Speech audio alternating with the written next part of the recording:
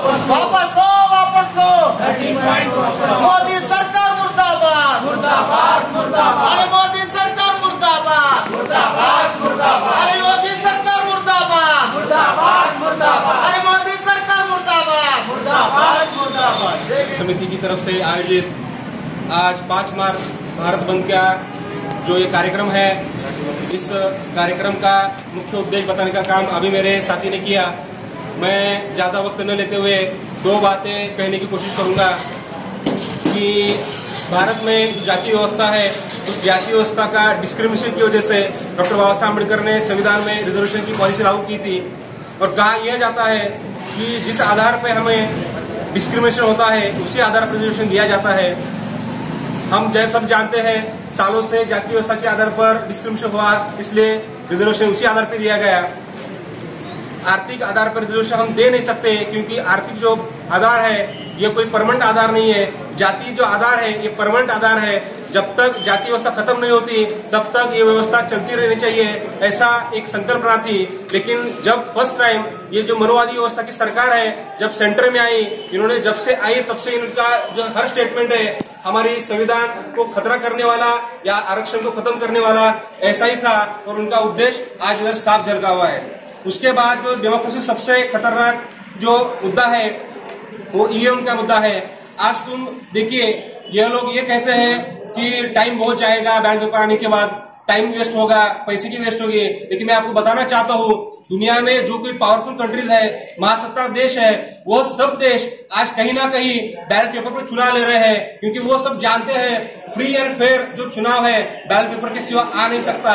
इसके लिए हम जो जनसामान्य लोग हैं उनको गुमराह करने के लिए ईवीएम का मुद्दा दबाने के लिए बार बार ये जो मनोवादी सरकार है, ये जो ब्राह्मणवादी सरकार है, ये हमें कहने की कोशिश कर रही है। और तीसरी जो बात मैं बताना चाहता हूँ, आज क्या हुआ है कि प्राइवेटाइजेशन के माध्यम से हर एक सेक्टर को प्राइवेट करके एक मिनिमम स्केल के आधार पे अगर 80,000 पे एक कर्मचारी काम करता हो तो क्या करना, प्राइवेटाइजेशन करके 10-10 हजार के 8 कर्मचारी लेना। इसका मतलब क्या होता है, आप सीधे तरीके से जिए भी नहीं और मरे भी नहीं। ऐसी व्यवस्था जो है हमारे आदिवासी भाइयों को भी लागू कर दी इन लोगों ने कि इनको जमीन छीन लेना, जल जंगल और जमीन जब हम जो कहते हैं ये छीन के इनको पूरी तरीके से जो है जीने का सब स्रोत जो है वो नष्ट करने का काम ये जो मनोवादी सरकार कर रही है करके हमको इनको जो व्यवस्था चाहिए मनुस्मृति की व्यवस्था, गुलामों की व्यवस्था चाहिए, ये पूरी तरह से वही व्यवस्था लाने के लिए काम कर रहे हैं। और जो आखिर का मुद्दा जो मैं ज्यादातर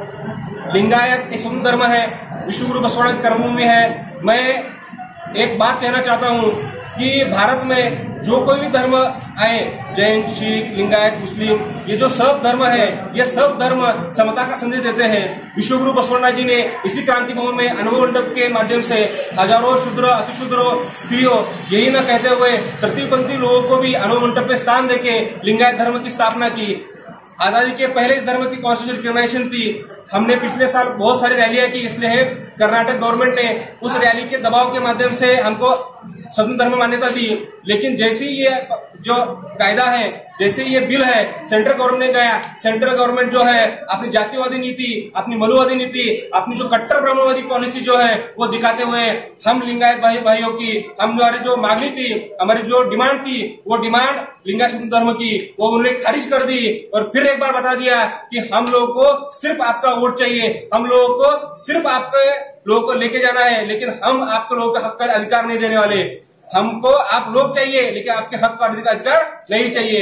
ऐसा कहते हुए जो ये पूरे जो बिल जो पूरे ये डिमांड है, इस डिमांड के लिए वामसे, भारत मुक्ति मोर्चा, भीम आर्मी, आरजेडी ऐसे बहुत सारी समविचारी जो संगठन है मिनिमम कॉमन प्रोग्राम के थ्रू हम सब लोग इधर आए हैं और आके आज के भारत बंद में हमने सहभाग लिया है। हम ये बात मानते हैं कि जो हम काम करने का प्रयास कर रहे हैं ये तुरंत क्रांति होने वाली नहीं है। जब भी हम शुरू करते हैं थोड़े लोग बल्कि हम ये काम हर एक स्टेप से बढ़ाने का काम करेंगे और एक दिन ये जो विचारधारा हमारी है, ये जो हमारा पॉइंट है गांव-गांव तक पहुंचाने का हम काम करेंगे। इतना कहते हुए मैं मेरी 2 बात समाप्त करता हूँ।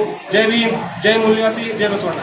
आज संविधान बचाओ संघर्ष समिति ऑल इंडिया की तरफ से भारत बंद का आयोजन किया गया था, ऐलान किया गया था, जिसको बसव कल्याण में मुख्तलिफ मजहब, जात और एसोसिएशन ऑर्गेनाइजेशन की ओर से एक मेमोरेंडम तैयार किया गया है जो तहसीलदार साहब को हम सबमिट करने वाले हैं। उसमें हमने ये बात बताई है कि 10% रिजर्वेशन जो इकोनॉमिक बुनियाद पर गवर्नमेंट ने इसका बिल पास किया है वो एक गैर दस्तूरी अमल है, क्योंकि इसमें भी इस बात की कोशिश की गई है कि इकोनॉमिक को बुनियाद बनाकर रिजर्वेशन की जो धारा हमारे संविधान के अंदर है उसको किस तरीके से कट किया जाए। दूसरा पॉइंट यह है 13 point roster implementation is against the reservation policy. 13 points roster programme, इससे पहले ये 200 पॉइंट्स रोस्टर प्रोग्राम था, यानी जो रिजर्वेशन बाबा साहब अम्बेडकर ने संविधान के द्वारा दिया था यहाँ के कुचले लुटे पुटे गरीब पीपुल को, उनको घटाने के लिए ये काम किया गया है कि 200 से लेकर के 13 पॉइंट तक लाया गया।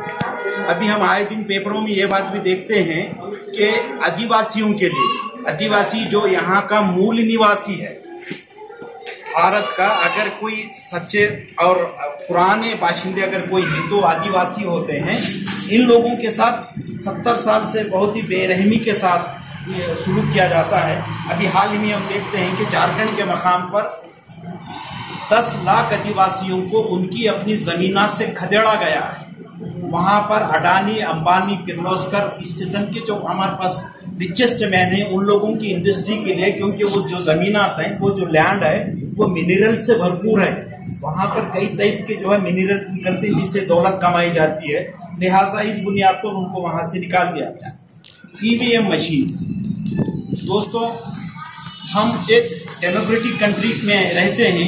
डेमोक्रेटिक कंट्री का ये उसूल है कि अवाम जिस चीज को चाहे और जैसा चाहे वैसा हुकूमत को भी सुनना होगा, और जो इंस्टीट्यूशंस हैं, डेमोक्रेटिक इंस्टीट्यूशंस हैं, वो भी सुनना होगा, क्योंकि डेमोक्रेटिक की जो बुनियाद है by the people, to the people, for the people. तो यहाँ की पीपुल ये चाहती है कि ईवीएम कैंसल हो।